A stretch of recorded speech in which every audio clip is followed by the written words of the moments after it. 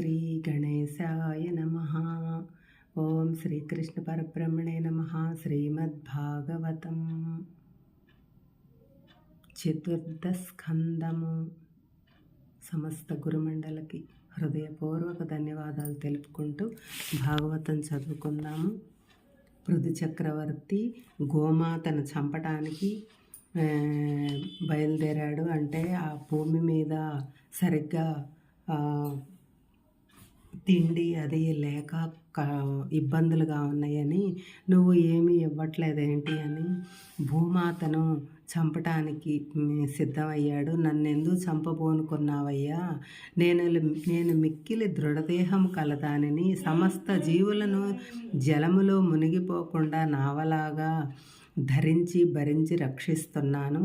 నన్ను ముక్కలు చేసి చంపబోనుకున్నావు కదా, మరి జీవరాశులు నీట మునిగిపోవా? నీవు పాలించటానికి ఇక భూమి ఎక్కడుంటుంది? అందుచేత నన్ను చంపే ప్రయత్నం విరమించుకో అని చెప్పిన భూమాతతో పృథు చక్రవర్తి ఇలా అన్నాడు. ఓ వసుంధరా, దేవతలతో సహా నీవు యజ్ఞ భాగాన్ని అందుకున్నావు. ప్రజలకు ఇవ్వవలసిన సస్యధాన్యాదులను సరిగ్గా ఇవ్వటం లేదు. గోరూపం ధరించి పూర్తి మేత మేస్తూ కూడా పాలు ఇవ్వకుండా నీలోనే దాచుకుంటున్నావు. జీవులకు కావలసిన ఆహారానికై బ్రహ్మ నీలో ఔషధీ బీజాలను చాలినంత ఆహారం దొరక్క అన్నీ అలమటించిపోతున్నాయి. నీవు స్వార్థపర్రాలివి, ప్రజా విరోధివి, భూతదయలేని వారు జీవించటానికి అర్హులు కారు. నీవు శిక్షార్హురాలివి, నిన్ను అంతమొందించాలి. నీవు లేకుంటే ప్రజలు నిలవటానికి ఆధారం ఉండదని నీకు గర్వమేమో. నేను నా యొక్క యోగశక్తితో నిలపగలను అంటూ మళ్ళీ భూమాతను చంపటానికి సిద్ధపడ్డాడు. అప్పుడు భూమాత పృథువునకు నమస్కరించి ఇలా విన్నవించుకుంది. ఓ భూమీశ, నీవు భగవదంశచే ఉద్భవించిన పరమపురుషుడువని నాకు తెలుసు. భగవంతునిగా నీవు సకల ప్రాణికోటికి ఆధారమై ఉండమని నన్ను సృజించావు. పాతాళంలో పడి ఉన్న నన్ను దయతో నీవే కదా అది వరాహమై పైకి తెచ్చి నీటిపై నిలిపావు. అప్పటి నుంచి సమస్త చరాచర భూప్రపంచాన్నే నేనే భరిస్తున్నాను కదా. మరి నాపై ఎందుకు కోపం? తగ్గించుకొని శాంతంగా నా విన్నపం ఆలకించు. ఆహారోత్పత్తి తగ్గటానికి కారణం ఏమిటో ఆలోచించు. పూర్వం ఋషులు లోక కళ్యాణాన్ని ఉద్దేశించి అనేకమైన ఉపాయాలను పద్ధతులను నిర్దేశించారు. కానీ వాటిని పాటించకుండా నేటి మానవుడు తనకు తోచినట్లు చేస్తూ ఫలం సిద్ధం చేయలేదని ఇతరులను నిందిస్తున్నాడు. పూర్వం బ్రహ్మదేవునిచే సృజించబడిన పెక్కు ఔషధులను కలుషాత్మలను భ్రష్టులు అయిన దుష్టలు స్వార్థ బుద్ధితో భుజించి వేశారు. యజ్ఞ యాగాదుల గురించి, లోక కళ్యాణం గురించి వాటిని వినియోగించలేదు. రాజులు కూడా వారిని అడగించలేదు. అందుకు భ్రష్టనైనది నేను. మహారాజా, యజ్ఞకర్తలు అడుగంటాయి. నా నుండి సర్వము అపహరించటమే గాని నన్ను పరిపూర్ణంగా పోషించాలనే ఆలోచన మానవులకు లేదు. వారు స్వార్థపరులైపోయారు. చోరులు తస్కరించకుండా యజ్ఞాలకు ఉపయోగపడే ఔషధులకు నేను నాలో జీర్ణం చేశాను. నాకు లోక కళ్యాణం వాంఛిస్తుంది గనుక నీకు ఒక ఉపాయం చెప్తాను, విను. అలా చేస్తే నా నుంచి నువ్వు సర్వము పొందగలవు. నాకు తగిన దూడను, తగిన పాత్రను, తగిన దోగ్ధను సమకూర్చి ప్రాణాలకు ఇష్టమైనవి, బలవర్ధమైనవి, దుగ్ధము అన్న రూపమైనవి అయిన కోరికలను ప్రసాదిస్తాను. నా ఉపరితలం మిట్ట పల్లాలుగా ఉంది. వర్షపు నీరు నిలబడట్లేదు. దానిని సమతలం చేసి నీరు నిలుచున్నట్లు చేయించు. మానవుల అభిష్టాలన్నీ నెరవేరుతాయి అని భూదేవి చెప్పిన హితవాక్కులకు పృథు ప్రీతితో విన్నాడు. స్వయంభవ మనువును ప్రార్థించి అతనిని గోవత్సముగా నిలిపాడు. తానే దోగ్ధై భూమి నుంచి సకల ఔషధులను పితికాడు. అది చూసి ఇతరులు కూడా భూదేవి నుంచి తమ వాంఛితార్థాలను పితుక్కున్నారు. ఋషులు బృహస్పతిని దూడగా నిలిపి ఇంద్రియాలనే పాత్రలో వేదమయమైన క్షీరాన్ని పితుక్కున్నారు. దేవతలు ఇంద్రుని దూడగా నుంచి బంగారు పాత్రలో ఓజోబల వీర్యామృతాన్ని పితుక్కున్నారు. దానవులు ప్రహ్లాదుని దూడగా నుంచి ఇనుప పాత్రలో సురాసవమైన క్షీరాన్ని పితుక్కున్నారు. అప్సరసలు గంధర్వలు విశ్వావసువును దూడగా నుంచి పద్మమయమైన పాత్రలో మాధుర్యము సౌందర్యములతో కూడిన గాంధర్వం అనే క్షీరాన్ని తెచ్చుకున్నారు. పితృదేవతలు సూర్యుని దూడగా పెట్టి ఆమ పాత్రలో కవ్యము అనే క్షీరాన్ని తెచ్చుకున్నారు. సిద్ధులు కపిలమునిని దూడగా నుంచి ఆకాశ పాత్రలో అణిమాది సిద్ధులను పొందారు. యక్షరక్ష భూత పిశాచాలు రుద్రుణ్ణి దూడగా నుంచి కపాల పాత్రలో రుధిరాన్ని పొందారు. నాగులు తక్షకుని దూడగా నుంచి బిలపాత్రలో విషాన్ని తెచ్చుకున్నారు. ఈ విధంగా పశుపక్షాదులు ఇంకా అనేకులు తమ తమ వాంఛితార్థాలను భూదేవి నుంచి సంపాదించారు. అప్పుడు పృథు చక్రవర్తి ఎంతో సంతోషించిన వాడై సర్వకామ ప్రధాత్రి అయిన ధరిత్రిని తన పుత్రికగా చేసుకుని భూమిని సమతలం చేసి ప్రజలు సుఖంగా జీవించటానికి ఒక శాశ్వత వ్యవస్థను చేశారు. పల్లెలు, పట్టణాలు, వాటికలు, దుర్గాలు, శిబిరాలు కట్టించి ప్రజలు ఎంతో సుఖ సంపదలతో నివసించే ఏర్పాటు చేశాడు. ఇదే పట్టణ నిర్మాణానికి నాంది. పృథు చక్రవర్తి 100 అశ్వమేధ యాగాలను చేయటానికి దీక్ష పూనాడు. మహానిష్ఠతో బ్రహ్మవర్త దేశములోని మనుక్షేత్రములో సరస్వతీ నది తీరాన యజ్ఞాలు చేయించనారంభించాడు. 100వ అశ్వమేధ యాగము. బ్రహ్మవర్తము పరమ పవిత్ర స్థలము, స్వయంభువ మనువు ఉండిన స్థలము. ఇక్కడ సరస్వతీ నది తూర్పు ముఖంగా మరలి ప్రవహిస్తుంది. దృషద్వతీ నది సరస్వతిలో కలుస్తుంది. ఈ 2 నదుల మధ్యస్థలమే బ్రహ్మవర్తము. ఇచ్చటనే యజ్ఞాలు చేయించాలని పృథు చక్రవర్తి నిర్ణయించాడు.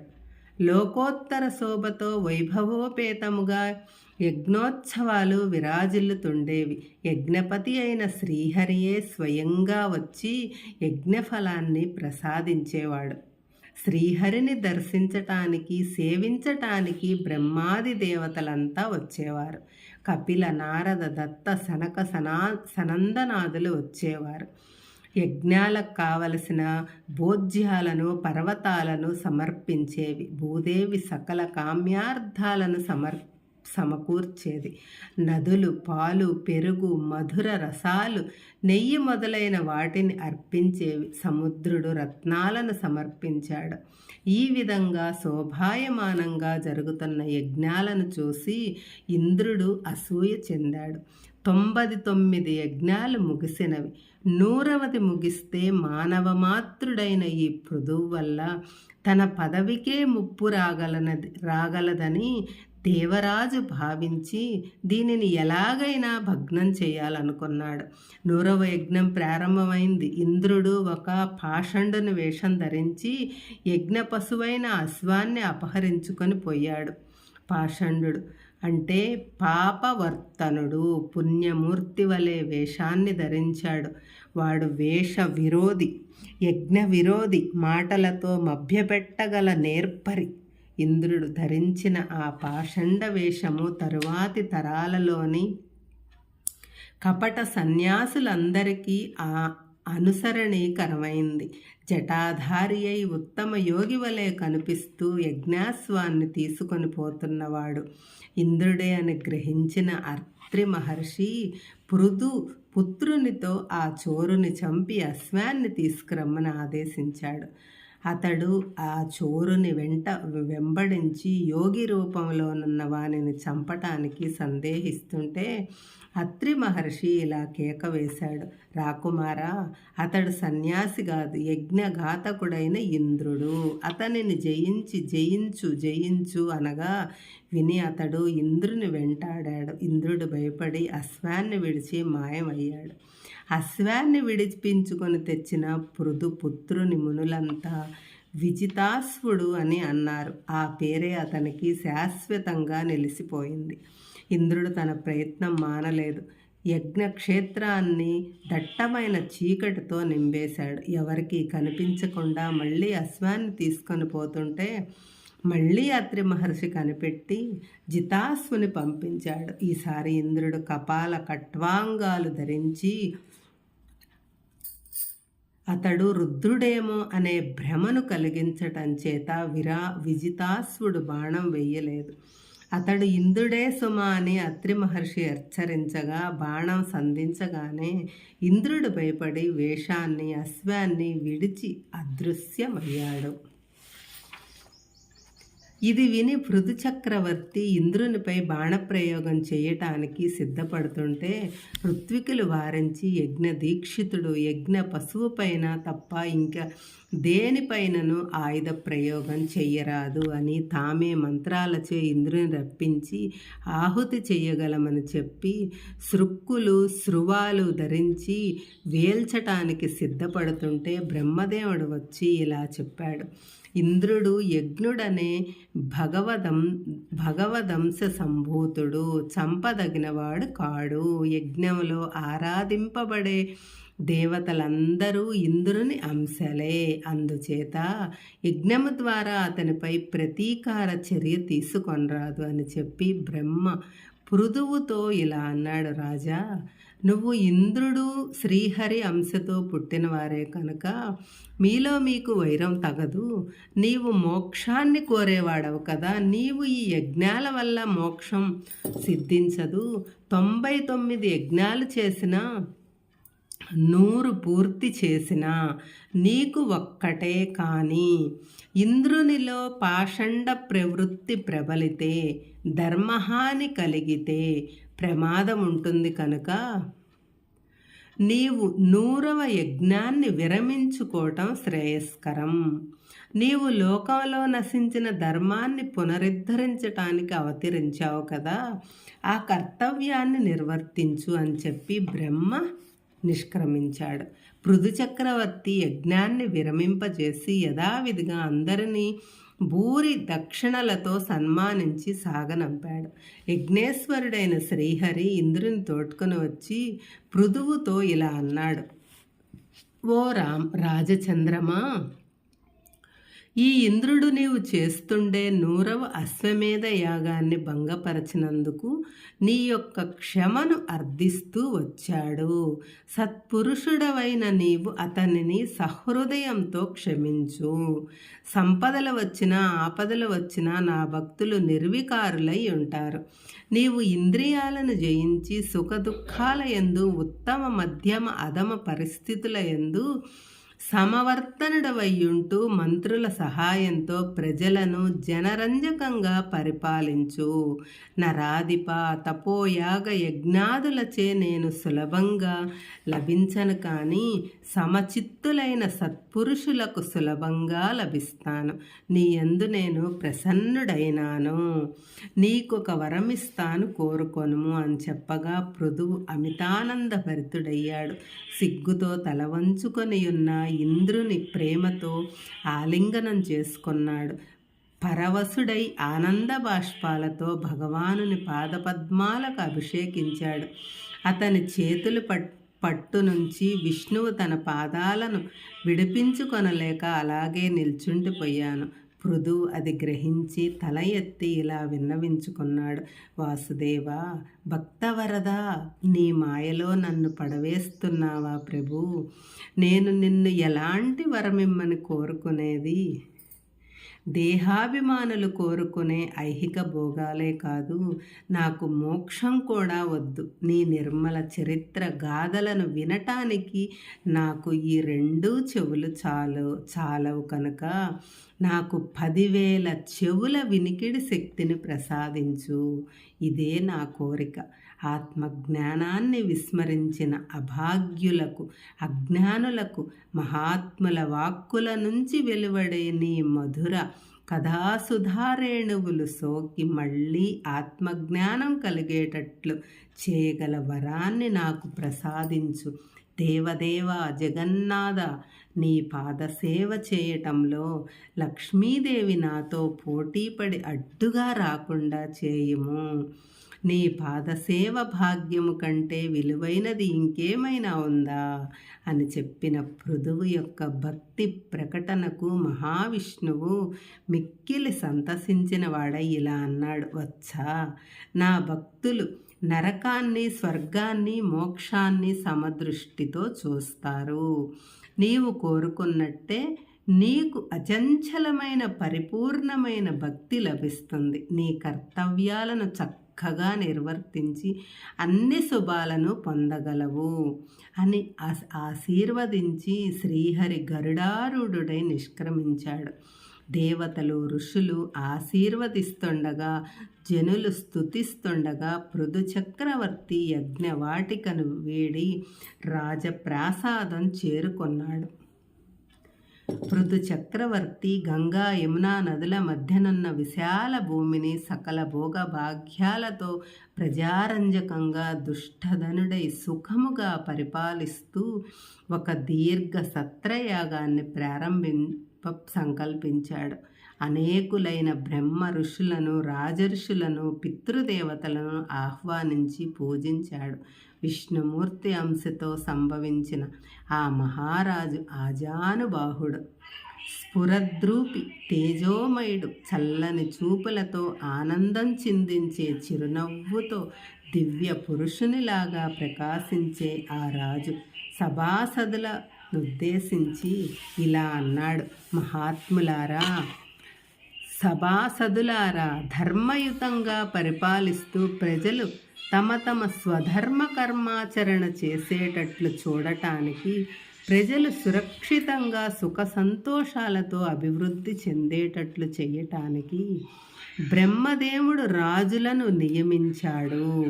రాజు ప్రజల శ్రేయస్సును గురించి, ప్రజలు రాజ్యము యొక్క సమిష్టి సంక్షేమమును గురించి పరస్పరం పాటుపడుతూ ఉండాలి. ఈశ్వరార్పణం బుద్ధితో సమస్త ధర్మకర్మాలను ఆచరిస్తుండాలి. అలాగా చేయటం వల్ల రాజుకి ఉత్తమలోక ప్రాప్తి, ప్రజలకు ధర్మార్థ కామ మోక్షాలైన పురుషార్థాలు సిద్ధిస్తాయి. సర్వేశ్వరుడే ఈ చిత్ర విచిత్రాలతో కూడిన విశ్వాన్ని సృజించాడు.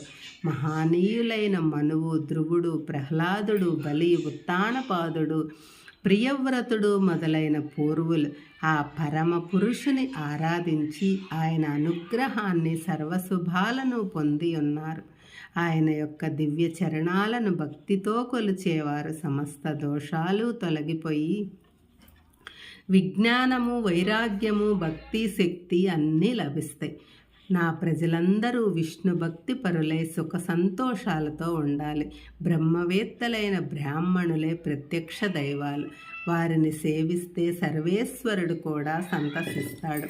సకల సద్గుణాలు సంప్రాప్తిస్తాయి. హృదయం నిర్మలమవుతుంది అని పృథు మహారాజ్ చెప్పగా దేవతలు, పితరులు, బ్రాహ్మణులు, సదస్యులు అందరూ సంతోషించి ఆనందించారు.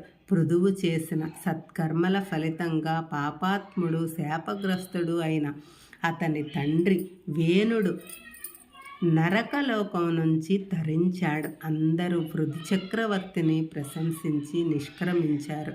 ఆ సమయంలో బ్రహ్మతేజో విరాజితులైన సనక సనంద సోదరులు వచ్చేశారు. పృథువు వారికి ఎదురెళ్ళి సకల మర్యాదలతో ఆహ్వానించి పూజలు చేసి ఇలా అన్నాడు, దివ్యమంగళ స్వరూపులారా, మీ రాక వలన నేను ధన్యుడనయ్యాను. ఈ భూమి పవిత్రమైంది. మీరు బాల్యము నుంచి మోక్షములోనే పయనిస్తున్న పుణ్యాత్ములు, లోక శుభంకరులు, ఆత్మారాములు, కర్మాధీనులపై సంసారంలో కొట్టుకుంటున్న మాలాంటి వారికి వెలుగుబాటను చూపువారు. భగవంతుడు తన భక్తులకు తరుణోపాయాన్ని చూపటానికి మీ వంటి మహనీయుల రూపంలో ఈ భూమి మీద సంచరిస్తుంటాడు అని సవినయంగా అన్న రాజమాటలకు ఆ మహాత్ములు సంతసించారు. వారిలో సనకుడు రాజుతో ఇలా అన్నాడు, రాజచంద్రమా, నీవు సర్వప్రాణుల హితాన్ని కోరే మనస్సు కలవాడివి. నీకు తెలియని ధర్మశాస్త్రాలు లేవు. శ్రీహరి కమల చరణ భక్తిలో నీవు పరిపూర్ణుడవు. నీ చరిత్ర లోకోత్తరమైనట్టిది. అయినా నీవు కోరితివి గనుక చెప్తాను విను. ఆత్మయందు అనురక్తి, దేహాదులయందు విరక్తి మనిషికి సకల శ్రేయస్సులను చేకూర్చుతాయి. వాటిని పెంపొందించుకోవటానికి చేయవలసిన 20 సాధనలివి. శ్రద్ధ, భాగవత ధర్మాలను పాటించడం, ఆయా ధర్మ విషయాలయందు జిజ్ఞాస, ఆధ్యాత్మిక యోగనిష్ట, యోగీశ్వరోపాసనము, నిరంతర శ్రీహరి గాథా శ్రవణము. ఇంద్రియ లోలురు, ధనలోభులు అయినట్టి వారికి దూరముగా నుండటం. అలాంటి వారు కాంక్షిస్తుంటే అర్ధకామాలయందు ఆసక్తి లేకుండటం. హరిగుణామృత రసాస్వాదనమునందు తప్ప ఇతర విషయాలయందు విరక్తి కలిగి ఉండటం. ఆత్మారామస్థితి, ఏకాంత వాసమందు అభిరుచి, అహింసా పాలనము, ఇంద్రియ నిగ్రహము, ఆత్మహితానుసంధానము, సంతత భగవత్కథాను చింతనము, యమనియమాభ్యాసం, ఇతర భక్తి మార్గాలను నిందించకుండా ఉండటము, తన సొంత యోగక్షేమాల గురించి ఏ కార్యము చేపట్టకుండటం, శీతోష్ఠాది ద్వంద్వాలను సహించటం, హరిభక్తులకు కర్ణాలంకారైన విష్ణు గుణాలను వర్ణించటం లాంటి సాధనల వల్ల భక్తి పెరుగుతుంది. దేహాదుల యందు విరక్తి, నిర్గుణ పరబ్రహ్మమునందు అనురక్తి కలుగుతాయి. ఇట్టి భక్తుడు ఆచార్యుల యొక్క అనుగ్రహానికి పాత్రుడవుతాడు. బ్రహ్మనిష్ఠులైన మహాత్ములతో సాంగత్యం ఏర్పడి ధారేణ ధనేషణ పుత్రేషణ అనే ఈషణత్రయాన్ని వదిలించుకొని సంసార బంధనాల నుంచి విడబడతాడు. కర్తృత్వ భోక్తృత్వ భావాల నుంచి విముక్తుడవుతాడు. ఉపాధి అయిన అంతఃకరణం పనిచేస్తున్నప్పుడు ఆత్మద్రష్టగా నుంచి అహంకార ప్రేరితమై దృశ్య విషయాలను గ్రహిస్తుంది. అందువల్ల ఉపాధితో కూడిన జీవుడు జాగ్రత్త అవస్థలోనూ స్వప్నావస్థలోనూ సుఖ దుఃఖాది అనుభవాలను పొందుతాడు.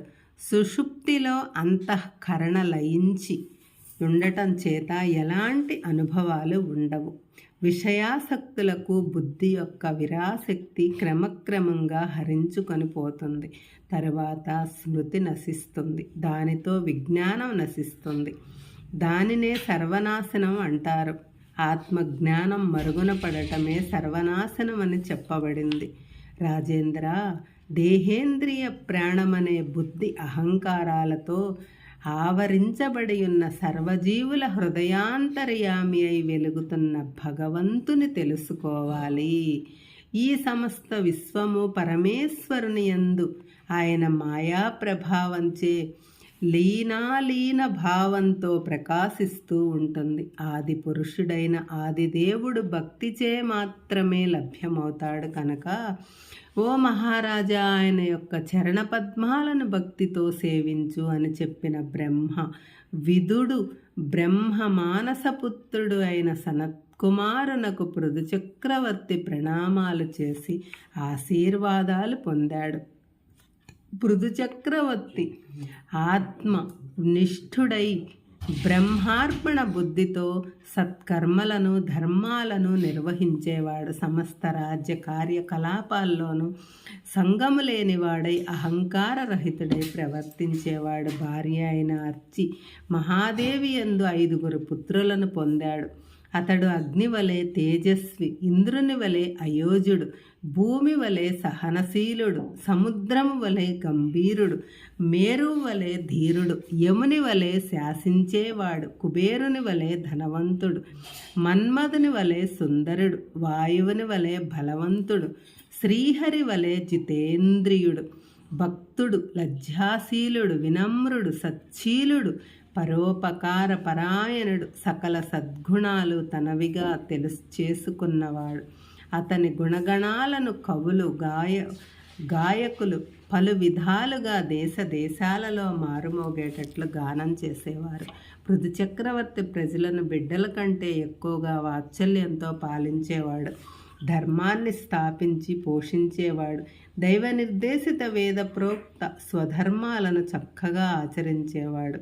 ఒకరోజు తాను ఐహిక వ్యాపారాలను విరమించుకొనవలసిన కాలం ఆసన్నమైందని గ్రహించిన వాడై విజితాస్వనితో పట్టము గట్టి భార్యాసమేతుడై తపోవనానికి వెళ్ళిపోయాడు. అరణ్యంలో కందమూలాలు పండ్లు ఆరగిస్తూ కొన్నాళ్ళు తృణపర్ణాలను తింటూ, కొన్నాళ్ళు జలాన్ని మాత్రమే సేవిస్తూ, కొన్నాళ్ళు తరువాత కేవలం వాయుభక్షణమే చేస్తూ మహోగ్రమైన తపస్సు చేశాడు. ప్రచండమైన మండు వేసవిలోనూ, కుంభవృష్టిలోనూ, వణికించే చలిలోనూ, పీక వరకు చన్నీటితోనూ నిల్చుని తపస్సు చేశాడు.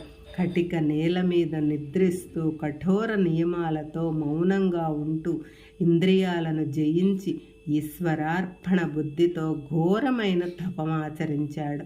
తపో మహిమచే సమస్త కర్మల మాలిన్యాన్ని తొలగించుకొని చిత్తశుద్ధిని పొంది శ్రీహరి పాద చింతనచే జ్ఞానోదయం పొంది ఆత్మయందు ఆత్మానుసంధానం చేసి యోగనిష్ఠుడై విముక్తిని పొందాడు. పృథువు భార్య అర్చి మహాదేవి మహాపతివ్రత, లక్ష్మీ అంశ సంభూత, అసమాన సౌందర్య రాశి, కుసుమ కోమల లావణ్యవతి, సుకుమారి అయినప్పటికీ అరణ్యవాసంలో భర్తకు అన్ని విధాల సేవా శుశ్రూషలు చేస్తూ కందమూలాలను తింటూ కృషించిపోయింది. భర్త దేహత్యాగం చెయ్యగానే తానే చితిని సిద్ధపరుచుకొని దేవతలకు నమస్కరించి అగ్ని ముట్టించుకొని ముమ్మారు ప్రదక్షిణం చేసి సాటిలేని మహాపురుషుడైన పతిదేవుని స్మరిస్తూ మండుతున్న అగ్నిజ్వాలలో పడి సహగమనం చేసింది. దేవతలంతా ఆశ్చర్యంతో హాహాకారాలు చేసి జయజయధ్వానాలు చేశారు. పుష్పవృష్టి కురిపించారు. ఆ మహాసాధ్వి పతిదేవినితో సహా విష్ణులోకాన్ని పొందింది. ఆ పుణ్య దంపతుల చరిత్రను చదివిన వారు, విన్నవారు పుణ్యలోకాలను పొందగలరు అని మైత్రేయ మహాముని విదురునితో చెప్పినట్లు శ్రీశుకుడు పరీక్షిత్తునకు చెప్పాడు. హరే కృష్ణ.